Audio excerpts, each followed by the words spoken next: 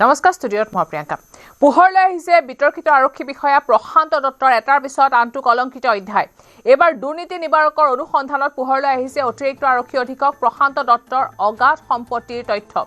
বিতৰ্কিত প্ৰশান্ত দত্তৰ আছে কেবা কোটি টকীয়া স্থাৱৰ অস্থাৱৰ সম্পত্তি গুৱাহাটীৰ কেবা ঠাইতো আছে প্ৰশান্ত দত্তৰ ঘৰ মাটি প্ৰশান্ত দত্ত আৰু পত্নীৰ নামত আছে 8টাকৈ বিভিন্ন বেংকৰ একাউণ্ট কেবাটাও লাখ টকীয়া বীমা পলিচিও আছে প্ৰশান্ত দত্ত আৰু পৰিয়ালৰ নামত দুৰ্নীতিগ্ৰস্ত আৰক্ষী বিষয়াজনৰ ডাউনটাউনত থকা বাসগৃহৰ মূল্য কেবা কোটি টকা আৰক্ষী বিষয়া হৈও ধন দাবী অপহৰণৰ লগত জড়িত এপিএছ প্ৰশান্ত দত্ত এনডিএপিৰ সৈতে মিলি একাংশ লোকক অপহৰণ কৰি ধন দাবী কৰাৰ অভিযোগ আছে প্ৰশান্ত দত্তৰ বিৰুদ্ধে 2016 চনত উদালগুৰিত অতিৰিক্ত আৰক্ষী অধীক্ষক হৈ থকাৰ সময়ত অপহৰণ ধন দাবীত জড়িত হৈ থকাৰ অভিযোগ সেই সময়ত উদালগুৰি সদৰ থানাত দত্তৰ বিৰুদ্ধে ৰুজু হৈছিল গোচৰ পৰৱৰ্তী সময়ত এসআই কেলেংকাৰীটো নাম সাঙুৰ খাইছিল প্ৰশান্ত দত্তৰ ধনৰ বিনিময়ত এসআই পৰীক্ষাৰ প্ৰশ্নকাকত একাংশ প্ৰাৰ্থীক বিক্ৰী কৰাৰ অভিযোগ প্ৰশ্নকাকত ফাদিল কৰাৰ অভিযোগত সিআইডিত ৰুজু হৈছিল গোচৰ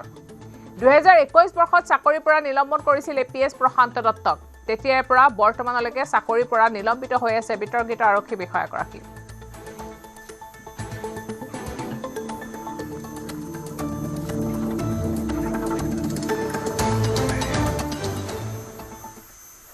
মৰিগাঁৱৰ বঘৰাত ভয়ংকৰ পথ দুৰ্ঘটনা টাটা বলেৰো আৰু এখন ডিজায়াৰৰ মাজত হৈছে মুখামুখিৰ সংঘৰ্ষ দুৰ্ঘটনাত আহত মৰিগাঁও বিএড কলেজৰ 5 গৰাকী শিক্ষাগুৰু আহত নিবেদিতা ডেকা বৰ্ণালী হাজৰিকা সুজিতা দেৱনন্দী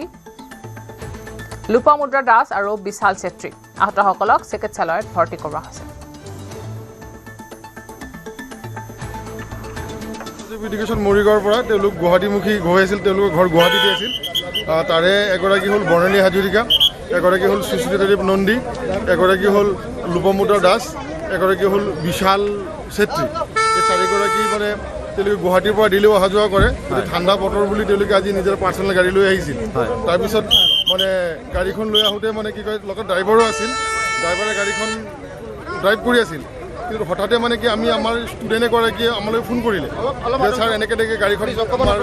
এই এক্সিডেণ্ট হ'ল বুলি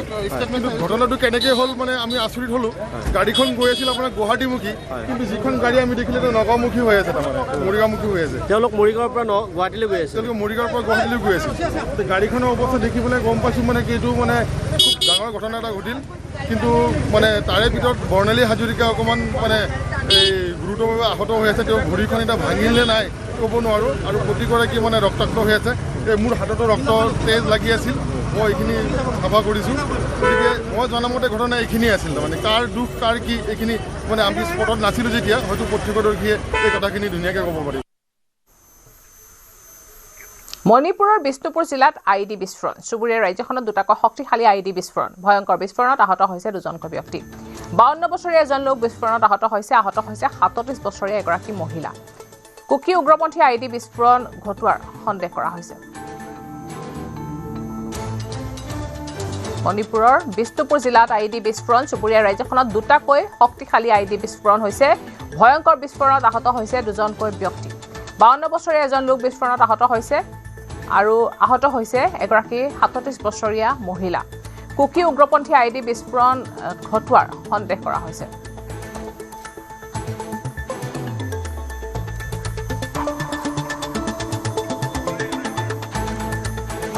ভয়ংকৰ আইডি বিস্ফোৰণ হৈছে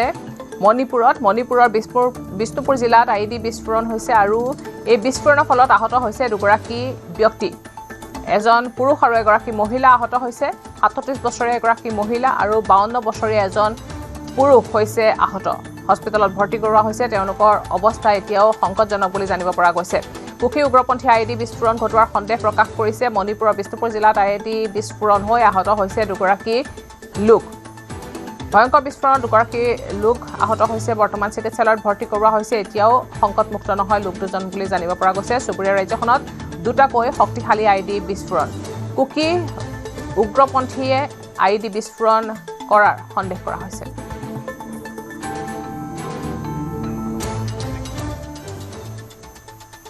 উন্নয়ন আৰু বিকাশৰ বতৰালৈ আজি সৰুপথাৰত উপস্থিত মুখ্যমন্ত্ৰী হিমন্ত বিশ্ব শৰ্মা কেইবা কোটি টকাৰ ব্যয় সাপেক্ষে নিৰ্মাণ হোৱা 4টাকৈ প্ৰকল্প উদ্বোধন কৰে মুখ্যমন্ত্ৰীগৰাকীয়ে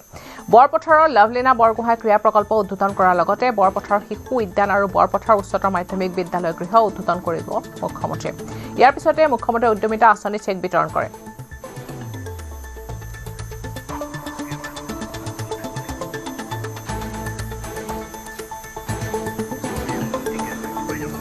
অগপ বিজেপিৰ আসন বুজাবুজিক লৈ মুখ্যমন্ত্ৰীৰ প্ৰতিক্ৰিয়া বহুকেইটা সমষ্টিত অগপই প্ৰাৰ্থিত্ব বিচাৰিছে বিজেপিও প্ৰাৰ্থিত্ব বিচাৰিছে একে সমষ্টিৰ পৰাই দলীয় পৰ্যায়ত লাহে লাহে আলোচনা আৰম্ভ হৈছে সেয়া আমি সমাধান কৰি ল'ব পাৰিম বুলি উল্লেখ কৰে মুখ্যমন্ত্ৰীগৰাকীয়ে বহুকেইটা সমষ্টিত এজিপিয়ে বিচাৰিছে বিজেপিও আছে বিষয়টো দলীয় পৰ্যায়ত লাহে লাহে আলোচনা আৰম্ভ হৈছে আৰু আমি সমাধান কৰি ল'ম কিন্তু এইটো ঠিক যে যিটো বস্তু মই বিচাৰিছোঁ সেইটো মই পামেই বুলি কথা নাই বিচাৰাত আপত্তি নাই কিন্তু বিচাৰা মতেতো সকলোকে দিব পৰা নাযাব সমষ্টিটো সেইকেইটাই তিনি গগৈ সন্দৰ্ভতো মুখ্যমন্ত্ৰী হিমন্ত বিশ্ব শৰ্মাৰ মন্তব্য অসমত উপাধিৰ মতে একো নহয় সেয়া 500 বছৰ পূৰ্বে বন্ধ কৰি থৈছে শংকৰদেৱে এনেদৰে উপাধিক লৈ অসমত ৰাজনীতি নহয় অখিল গগৈ বুজা নাই যে এখন বেলেগ অসম অখিল গগৈক কোনোবাই ভোট দিলে সংঘৰ্ষ হৈয়ে থাকিব নেপাল বাংলাদেশ হ'ব বুলি তেওঁলোকে নিজেই কৈ থাকে অখিল গগৈ কেতিয়াও উন্নয়নৰ ৰাজনীতি নিবিচাৰে এনেদৰে মন্তব্য মুখ্যমন্ত্ৰীগৰাকীৰ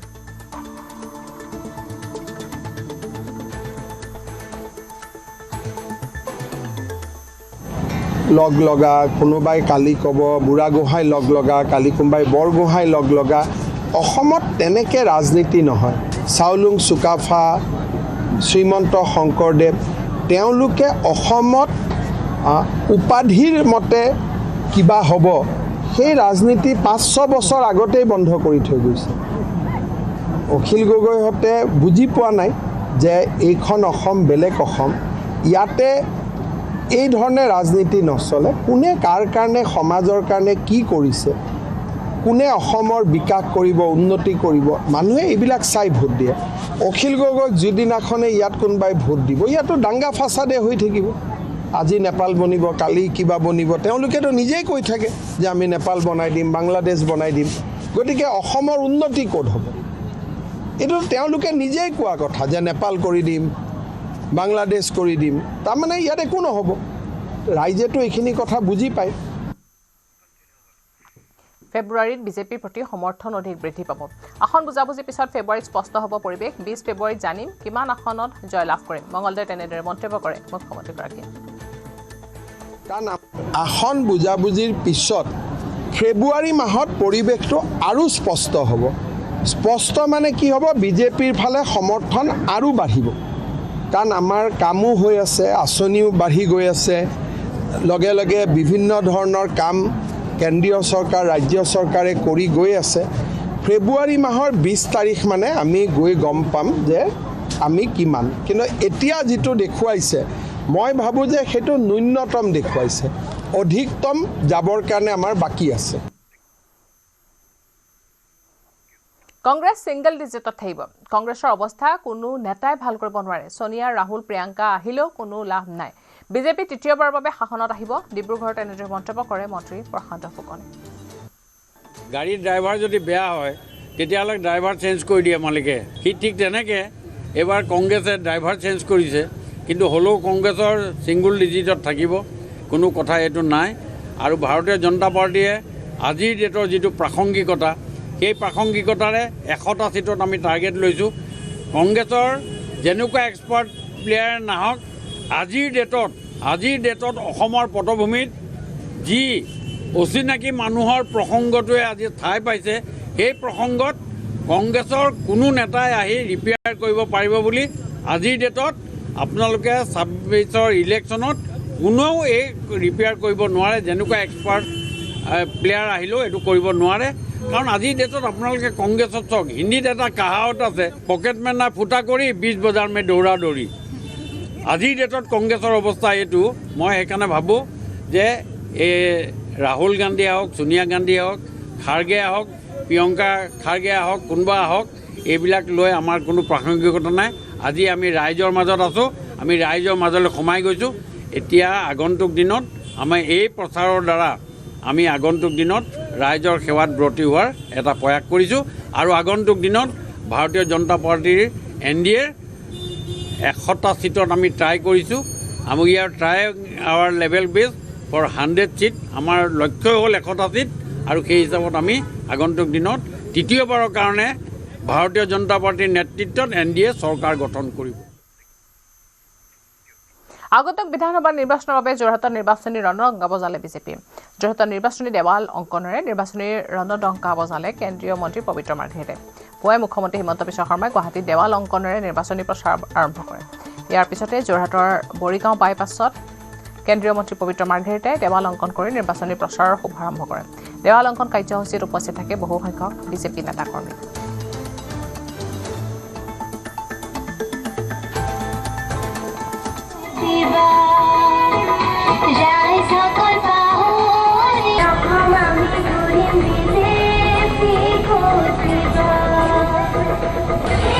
কাৰ্যকৰ্তাৰ যিমান আমাৰ স্থানীয় শিল্পী আছে যিসকল চিত্ৰশিল্পী আছে আৰু আমাৰ স্থানীয় কাৰ্যকৰ্তা আছে একেবাৰে আশীতিকৰ জ্যেষ্ঠজনৰ পৰা নতুন আমাৰ নৱাগত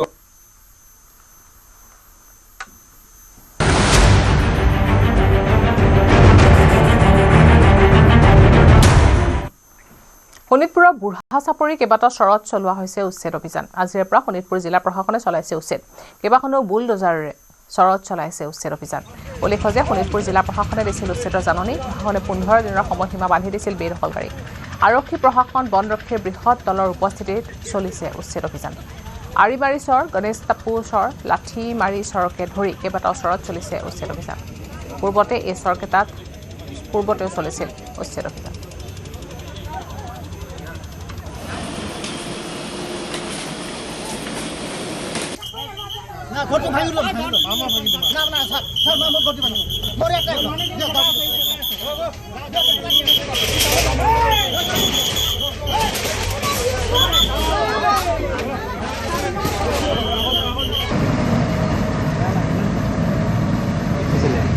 আমাৰ ঘৰত আগত বুঢ়াগাঁও আছিলে ইয়াত কেনেকৈ আহিছিলে ইয়াত আহিছোঁ আমি আমাৰ মাটি বাৰী নাই পিছত আমি ইয়াত আহি মাটি বাৰী লৈছোঁ লৈতো বহুত বছৰ ধৰি আমি ইয়াত থাকি আছোঁ মাটি বাৰী কেনেকৈ লৈছে কিনি লোৱা হৈছিলে কিমান টকা দি লৈছিলে এইবিলাকতো আগত এনেকৈ 10,000 20,000 এনেকৈ দি লোৱা হৈছিলে বিঘা প্ৰতি 10,000 20,000 টকা আপুনি লৈছিলে কাৰ পৰা চাম লোৱা হৈছিলে চাম লোৱা আগতে এইবিলাক বহুত হেৰি আছিলে আমাৰ বাবা আমাৰ দাদা সেইবিলাকে লৈছিলে কিমান বছৰ ধৰি ইয়াত আছে আপোনালোকে 60-70 বছৰ হৈ গ'ল 60-70 বছৰ আপোনালোকে টকা কিমান দিছিল আপোনালোকে আমিও এনেকৈ দিছোঁ টকা বহুত টকা দিয়েতো ৰখা হৈছে টকা পইচা কাৰ পৰা ৰাখিছিলে এইবিলাক মাতবৰ আছিলে কি মাতবৰৰ নাম কেইটা কি কি মাতবৰৰ নামটো মই নাজানো ইয়াততো আপোনালোকে জাননী দিছিল আগতে জাননী দিছিলে কিন্তু জাননী দিয়াৰ পিছতো টকা লৈ গৈছে কৈছে নাভাঙে বুলি কৈছে টকা মানুহ উঠাই লৈ গৈছে কোনে লৈ গৈছিলে গেছো বোলে লৈ গৈছে মানুহ কৈছে কি এনে কি কৰে নাজানো কি ঈশ্বৰৰ মাতাব্বৰ আছিল নেকি মাতবৰি কৰে অলপ মাতবৰি কৰে ডাইৰেক্ট কৈছে এইবিলাক নাভাঙে পইচা দিলে থাকি যাব তেনেকুৱা কিমান দিন আগত কৈছিল আপোনালোকক কিমান টকা লুটিছে আপোনালোকৰ পৰা বহুত টকাই লৈছে প্ৰত্যেকজন ঘৰৰ পৰা কিমানকৈ লৈছে টকা লৈছে আগত 15,000 কৰি লৈছে পিছত 5,000 কৰি লৈছে চাওক মাননীয় মুখ্যমন্ত্ৰী ডক্টৰ হিমন্ত বিশ্ব শৰ্মা ডাঙৰীয়াই যিদিনাখনৰ পৰাই তেওঁ মুখ্যমন্ত্ৰী হিচাপে দায়িত্ব লৈছে তেওঁ অসমক কেনেকৈ সুৰক্ষিত কৰিব পৰা যায় তাক তেওঁ বাস্তৱত ৰূপ দিবলৈ চেষ্টা কৰিছে অসমৰ ভাৰতীয় জনতা পাৰ্টীয়ে অসম প্ৰদেশৰ মূল লক্ষ্য যে আমি এখন সুৰক্ষিত অসম নিৰ্মাণ কৰা আৰু সুৰক্ষিত অসম নিৰ্মাণ কৰিবলৈ হ'লে আমি আমাৰ নিজৰ মাটিৰ অধিকাৰ আমি সাব্যস্ত কৰিব লাগিব যিসমূহ অচিনাকি লোকে আমাৰ ভূমি বেদখল কৰি সত্ৰৰ পৰা লৈ আমাৰ কৃষিভূমি বেদখল কৰিছিলে বনাঞ্চল বেদখল কৰিছিলে সেই বেদখল মুক্ত কৰাৰ বাবে ডক্টৰ হিমন্ত বিশ্ব শৰ্মাৰ নেতৃত্বত চৰকাৰে সকলো ধৰণৰ প্ৰয়াস কৰিছে আমি খুব আনন্দিত সুখী যে পুনৰবাৰ আজি 5,000 বিঘা ভূমি তেজপুৰৰ পৰা আকৌ বেদখল মুক্ত কৰাৰ বাবে মাননীয় মুখ্যমন্ত্ৰীয়ে পদক্ষেপ লৈছে ভূমি বেদখল আৰু উচ্ছেদ সন্দৰ্ভত মুখ্যমন্ত্ৰীৰ মন্তব্য অসমত প্ৰায় 20 লাখ বিঘা মাটি বেদখলত আছে 1.5 লাখ বিঘাৰো অধিক মাটি দখলমুক্ত কৰা হৈছে আজি তেজপুৰত উচ্ছেদ অভিযান চলিছে 2 এদিনতে গোৱালপাৰা বৰপেটাতো হ'ব উচ্ছেদ এমাহত এখন বা দুখন জিলাত চলিব উচ্ছেদ টোটেল আপোনালোকক মই কওঁ যে অসমত প্ৰায় 20 লাখ বিঘামান মাটি আমাৰ এনক্ৰচমেণ্টত আছে। লাহে লাহে আমি কৰি এতিয়া 1.5 লাখ বিঘা পাৰ কৰিলোঁ। এতিয়া আজি তেজপুৰত আছে, 2 এদিনতে আকৌ গোৱালপাৰাত হ'ব, বৰপেটাত হ'ব। একফালৰ পৰা কাৰণ পুলিচো ইমান নাই, ব্যৱস্থাও ইমান একেলগে সম্ভৱ নহয়, গতিকে এখন ডিষ্ট্ৰিক্ট বা 2খন ডিষ্ট্ৰিক্টতে আমি এমাহত কৰিব পাৰোঁ। তাৰ লগত হাইকোৰ্টৰ কেছ আদিও থাকে, সেইকাৰণে আমি যিমান পাৰোঁ আমি কৰি গৈ থাকিম। বিধানসভা নিৰ্বাচনৰ বাবে কংগ্ৰেছৰ প্ৰস্তুতি। প্ৰাৰ্থিত্বৰ বাবে কংগ্ৰেছৰ আবেদন প্ৰক্ৰিয়া আজি আৰম্ভ। 20 জানুৱাৰীলৈ আবেদন কৰিব পাৰিব প্ৰাৰ্থিত্ব প্ৰত্যাশীয়ে। ৰাজীৱ ভৱনত ইতিমধ্যে আবেদন দাখিল কৰিছে বিপুল গগৈ, গুণকান্ত গগৈ, আবু তাহেৰ বেপাৰী আৰু আমানুল ইছলামে। বহুকেইগৰাকী প্ৰাৰ্থিত্ব প্ৰত্যাশীয়ে আজিয়ে ৰাজীৱ ভৱনত আবেদন কৰাৰো আছে সম্ভাৱনা।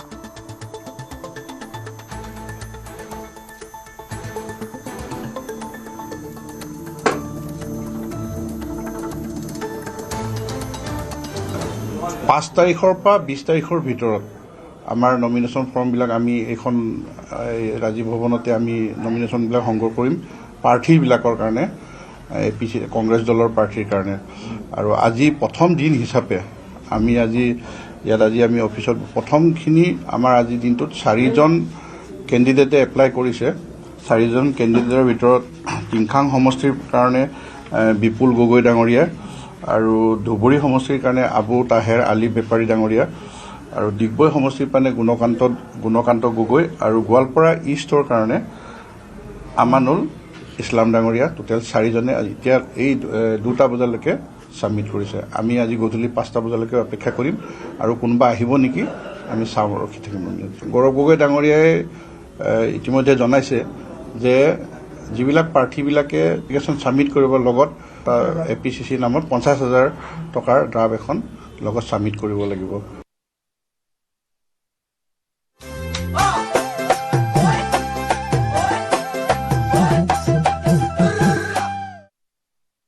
সমাগত ভোগালী বিহুৰ প্ৰাকক্ষণত বিভিন্ন প্ৰান্তত দেখা পোৱা গৈছে অঘোষিত প্ৰতিযোগিতা। তেজপুৰ দ পৰ্বতীয়া বেজৰ চুবুৰীত ডেকাসকলে সাজিছে ভেলাঘৰ। জুবিন গাৰ্গক হেৰুৱাই পৰম্পৰা ৰক্ষা কৰিহে বিহু উদযাপনৰ প্ৰস্তুতি কৰিছে ডেকাসকলে।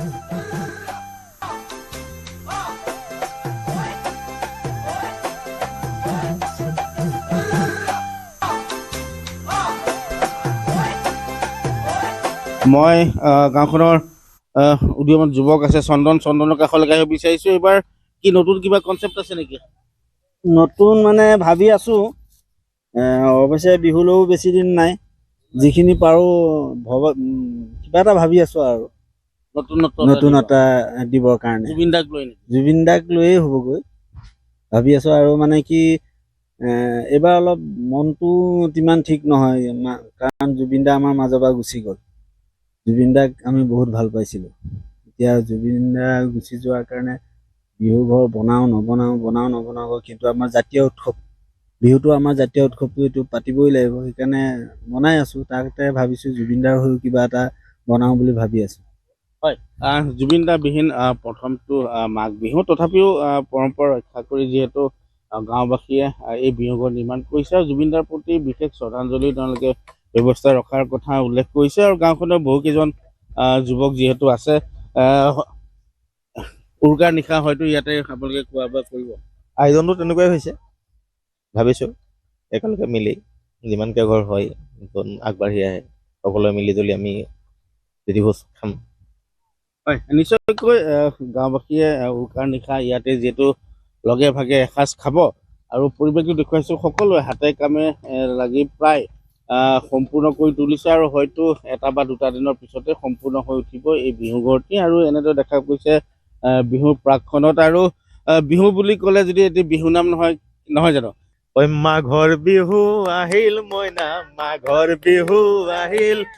মেজিৰ জুয়ো জ্বলিল মইনা, মেজিৰ জুয়ো জ্বলিল। হ'ব নেকি? হয়, নিশ্চয়কৈ দেখা পোৱা গৈছে এনেদৰে এতিয়া তেজপুৰ এই বেজৰ চুবুৰীৰ এতিয়া আমি বিহু ঘৰ নিৰ্মাণৰ পৰিৱেশ দেখুৱাইছোঁ। এতিয়া দেখা গৈছে সৰ্বত্ৰ এনেদৰে এতিয়া বিহু ঘৰ নিৰ্মাণৰ এক অঘোষিত প্ৰতিযোগিতা। হেপাহৰ ভোগালী বিহুলৈ মাজত মাত্ৰ কেইটামান দিন বাকী ভোগালী বিহুৰ গ্ৰাহকক দৈ টেকেলি যোগান ধৰিবলৈ এতিয়াৰ পৰা প্ৰস্তুতি চলিছে শিৱসাগৰৰ কাঠপাৰাৰ নিবাসী গাখীৰ বিক্ৰেতা ললিত গগৈ ভোগালী বিহুৰ বাবে সাজু কৰিছে কেইবা শতাধিক মহৰ গাখীৰৰ টেকেলি মাঘ বিহুৰ প্ৰাকখনত কোঁৱৰপুৰ দিচাংমুখ শিৱসাগৰ চহৰ বেতবাৰী আদি জিলাখনৰ বিভিন্ন প্ৰান্তলৈ মহৰ গাখীৰৰ দৈ টেকেলি যোগান ধৰে লোকজনে গাখীৰ বিক্ৰী কৰি উপাৰ্জনৰ মূল আহিলা হিচাপে গ্ৰহণ কৰি আহিছে ললিত গগৈ মই বৰ্তমান উপস্থিত আছোঁ শিৱসাগৰৰ চহৰৰ সমীপৰ কাঠপৰা অঞ্চলত আৰু এই কাঠপৰা অঞ্চলত এগৰাকী গাখীৰ বিক্ৰেতা সাজু হৈছে ভোগালী বিহুক আদৰিবলৈ আৰু তেওঁ যিহেতু মূল কামেই হৈছে গাখীৰ যোগান ধৰা আৰু তাৰ বাবে তেওঁ মই দেখুৱাইছোঁ এয়া শ টেকেলি কেইবা শতাধিক টেকেলি তেওঁ সাজু কৰিছে হেপাহৰ ভোগালী বিহুৰ বাবে আৰু মই এইগৰাকী ব্যৱসায়ী হৈছে ললিত গগৈ তেওঁ কেইবা বছৰ ধৰি গাখীৰৰ ব্যৱসায় কৰি আহিছে তেওঁ কি ধৰণে ভোগালী বিহুৰ বাবে সাজু হৈছে কলৈ যোগান ধৰিব সেই বিষয়ে জানিব বিচাৰিম মানে আজিৰ পৰা আমি প্ৰস্তুতি চলাইছো বাৰু মিনিমাম 5-6 দিন মান লাগি যাব তাৰ পৰা 11-12টা বিক্ৰী কৰিব লাগিব ইয়াৰ পৰা যায় টাউনৰ মানুহ আহে আমাৰ ইয়াৰ দিচাংমুখৰ পৰা আদি কৰি ইয়াত যিমানখিনি আমাৰ এডোখৰত গাঁও আছে অন্ততঃ 20-25খন গাঁৱৰ মানুহ আহি পেলাই ইয়াৰ পৰা নি আহি দৈ মূলতঃ কি গাখীৰ ইয়াত মহৰে মই হেৰি কৰিছোঁ মহৰ দৈটো চলে আৰু তাৰপৰা অলপ মানে কেইটামান গৰু গাখীৰ দৈ হেৰি কৰিছোঁ মহৰ এতিয়া লিটাৰ কিমান এবাৰ মহৰটো এইবাৰ 110কে হ'ব লিটাৰ এটা টেকেলিত কিমান এটা 2 লিটাৰ আছে 2 লিটাৰটো ধৰা তোমাৰ 240 মান হ'ব আপুনি কিমান বছৰ ধৰি ইয়াত গাখীৰৰ ব্যৱসায় কৰি আহিছে মোৰ এতিয়া 10 বছৰ মান হৈছে মিনিমাম 10 বছৰ হৈ গৈছে কেইজন জড়িত হৈ আছে মই বিহু টাইমত লগাও এনে মই অকলে আহি কৰোঁ মানে কি বিহু টাইমত মই নোৱাৰোঁগৈ 2জন মানুহ ৰাখোঁ আৰু 2জন ৰাখে হয় এনেধৰণেই এই ললিত গগৈও হেপাহৰ ভোগালী বিহুৰ বাবে সাজু হৈছে তেওঁ বিভিন্ন প্ৰান্তলৈ গাখীৰৰ টেকেলি যোগান ধৰিব তাৰ বাবে ইতিমধ্যে এইবাৰ 10 টকাকৈ বৃদ্ধি পাইছে বুলি জনাইছে ইয়াত যিয়েই নহওক কিন্তু হেপাহৰ ভোগালী বিহুক আদৰিবলৈ অসমীয়া বৰ্তমান এনেধৰণেই সাজু হৈছে শিলচৰত বিজেপিৰ দেৱাল লিখন কাৰ্যসূচী 40 ফুট উচ্চতা বগাই দেৱালত পদুম ফুল চিহ্ন আঁকিলে বিধায়কে দেৱাল লিখন কাৰ্যসূচীক লৈ সক্ৰিয় ৰূপত শিলচৰ বিধায়ক দীপায়ন চক্ৰৱৰ্তী 5 জানুৱাৰী দিনটো শিলচৰৰ 3টা স্থানত দেৱাল লিখন কাৰ্যসূচী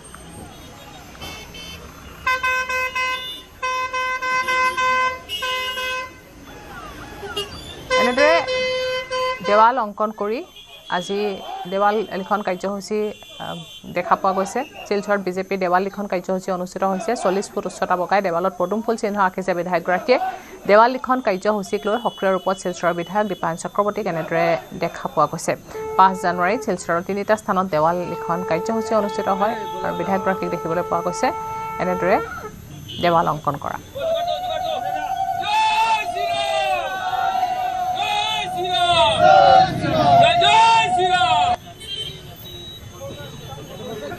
দেৱাল লিখনেৰে বিজেপিৰ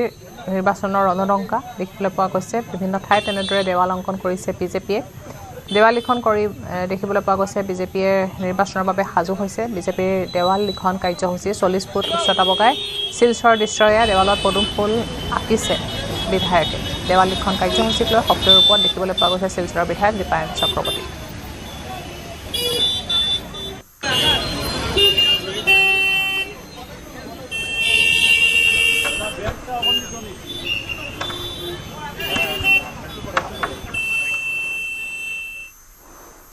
বাংলাদেশত IPL সম্প্ৰচাৰত নিষেধাজ্ঞা এতিয়াৰ পৰা বাংলাদেশত সম্প্ৰচাৰ নহয় IPL BCCI ঘোষণা কৰিছে মুস্তাফিজুৰ ৰহমানক KKR দলৰ পৰা বহিষ্কাৰ কৰাৰ নিৰ্দেশ জাৰি কৰিছিল আৰু এই নিৰ্দেশনাৰ পিছতে IPL সম্প্ৰচাৰৰ নিষেধাজ্ঞা বাংলাদেশ চৰকাৰক সোমবাৰে বাংলাদেশ চৰকাৰে জাৰি কৰিছে নিৰ্দেশনা পূৰ্বে ভাৰতত T20 বিশ্বকাপ নেখেলাৰ কথা ঘোষণা কৰিছিল বাংলাদেশ ক্ৰিকেট বোৰ্ডে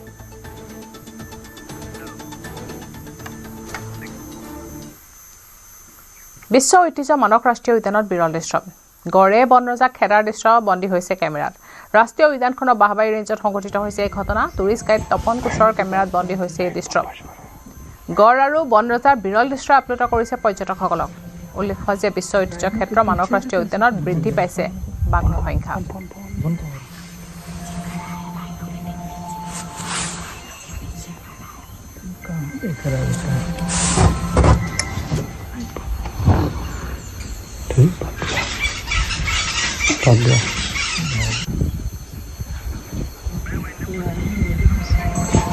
के पास पहुंचे फोन पास करो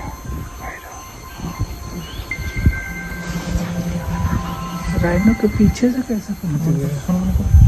फोन करो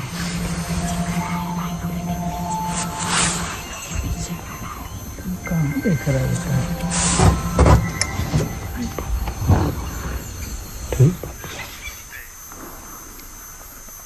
আৰু ইয়াৰ লগে লগে সময় হৈছে এতিয়া বাতৰৰ পৰা বিদায় লোৱাৰ নমস্কাৰ